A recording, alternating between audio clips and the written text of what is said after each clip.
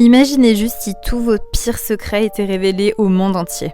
Et bah c'est exactement de ça que traite l'histoire du jour. Un jour, un jeune lycéen qui s'appelle Ryo rentre chez lui et il tombe sur son camarade de classe Masao. Masao, il est en train d'essayer d'attraper quelque chose avec son épuisette. Ryo, il trouve ça hyper chelou, surtout que ça fait un moment que Masao n'est pas venu à l'école.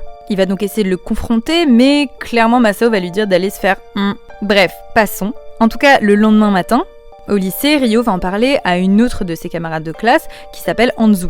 Anzu, elle s'inquiète vraiment pour Masao et d'ailleurs Ryo soupçonne qu'elle ait des sentiments pour lui même si Anzu le nie totalement. Et puis alors qu'ils sont en train de discuter, soudainement ils vont tomber sur une mystérieuse chose noire qui se balade dans un arbre. Ryo va donc attraper cette chose et puis elle va se mettre à parler en disant « Je t'aime Anzu ».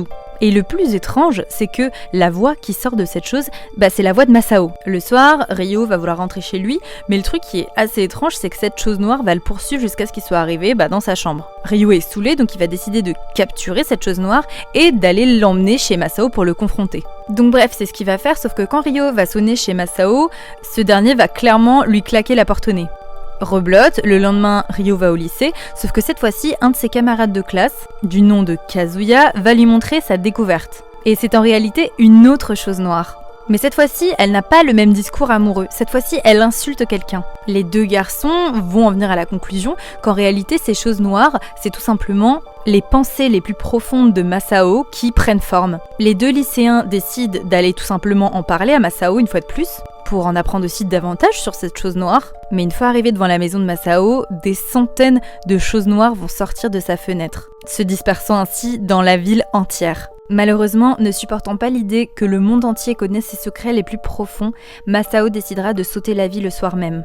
Mais tout ça, ce n'est que le début, puisqu'en réalité, même après le décès de Masao, des centaines et des centaines de choses noires vont voir le jour. Et cette fois-ci, à l'origine de nombreuses personnes. Elles pouvaient dire des choses très peu graves et d'autres ayant une grosse incidence comme « je trompe mon mari »,« j'ai tué quelqu'un ». Et ces choses noires, vous l'imaginez bien, vont rapidement semer le chaos dans toute la ville.